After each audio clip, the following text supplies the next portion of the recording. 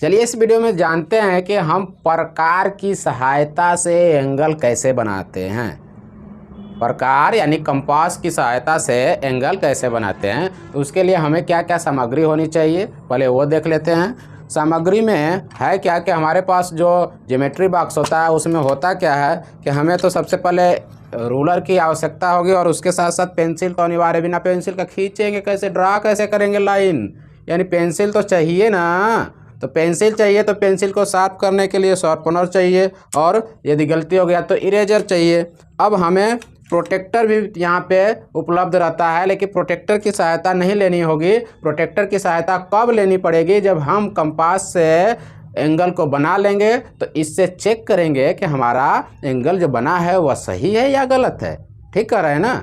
Check किससे करेंगे, protector चांदा से ही चेक करेंगे कि हमारा बना हुआ एंगल सही है या गलत है। तो इसका यूज नहीं करेंगे। यूज कब करेंगे, चेक करने के लिए करेंगे, बनाने के लिए यूज नहीं करेंगे। क्योंकि हम क्या करने जा रहे हैं कि कंपास की सहायता से एंगल बनाएंगे। अब चलिए एंगल कैसे बनाते हैं सीखा जाए। तो हमारे पास यहाँ क्या है, ये रूलर है और ये पेंसिल है। तो रूलर को हिंदी में क्या बोलते हैं, पटरी। और इस पेंसिल की सहायता से एक लाइन खींचेंगे। लाइन खींचने में कोई परहेज नहीं होता है, किसी को भी कोई भी खींच सकता है, लेकिन ध्यान रहे कि वो लाइन जब खींच रहे हैं तो लाइन हम जो अपनी कॉपी में खींच रहे हैं ना कि एकदम किनारे सटा के खींच देते हैं। कुछ बच्चे क्या करते हैं कि कोई कॉपी होती है उसके एकदम सटा के लाइन खींचते हैं। बीच में खींचिए कि ताकि दोनों तरफ जगह आपको मिले। अब क्या करेंगे, अब इस रूलर को अभी रख देते हैं क्योंकि इसका काम अभी बाद में आएगा। क्योंकि अब काम आ गया इस प्रकार और पेंसिल की, तो इसको हम क्या करेंगे, इसमें लगा लेंगे।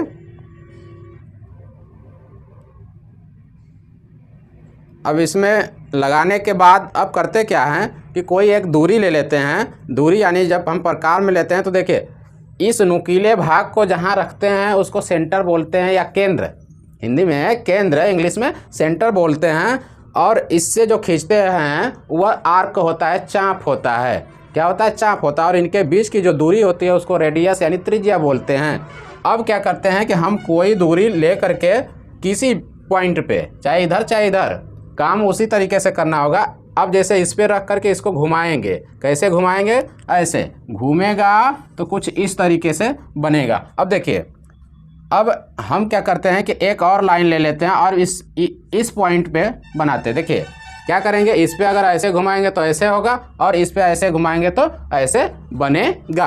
अब ध्यान क्या देना है कि जैसे ही मैंने इस दूरी को लिया, दूरी को लेने के बाद इस दूरी में तनिक भी छेड़छाड़ नहीं होनी चाहिए। ध्यान रहना चाहिए कि इसमें क्या होना चाहिए, छेड़छाड़ नहीं होना चाहिए। तनिक भी ऐसे इधर उधर हिलना भी नहीं चाहिए। इसको सही से एकदम सुटेबल करके ही हम काम को शुरू करेंगे। अब इसी दूरी को लिए रहेंगे और यह इस रेखाखंड को जहाँ काट रहा है यहाँ पे रख के इसको ऐसे काटेंगे। इसमें इधर से काटेंगे तो इसमें इधर से काटेंगे। तो दूरी क्या होनी चाहिए, बराबर दूरी रहेगी। अब ऐसे काटेंगे और इसमें इधर से काटेंगे।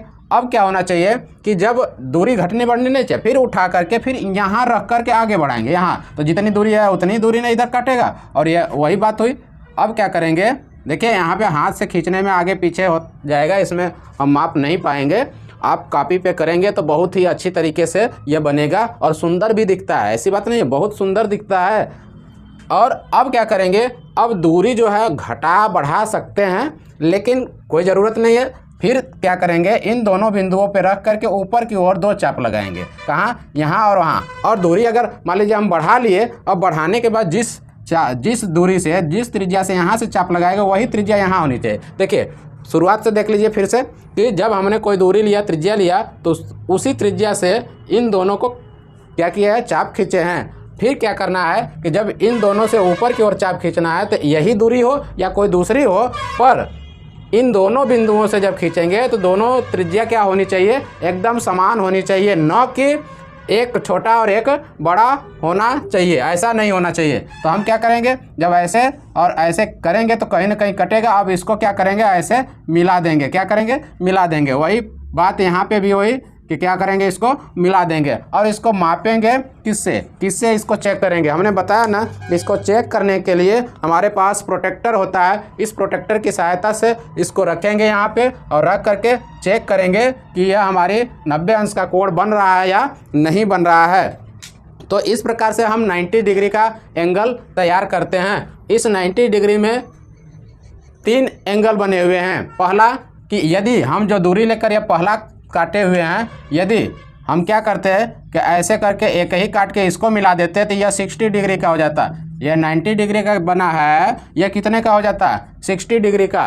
और यदि हम खींचे हैं ऐसे और यह 2 बार काटे हैं तो यह दूसरा करेंगे तो 60 या कितना 120 डिग्री का हो जाएगा। यानी कि हम एक ही काम से 3 एंगल बना सकते हैं। कैसे, पहले 60 बनेगा, फिर जो दोबारा खींचेंगे वह 120 होता है।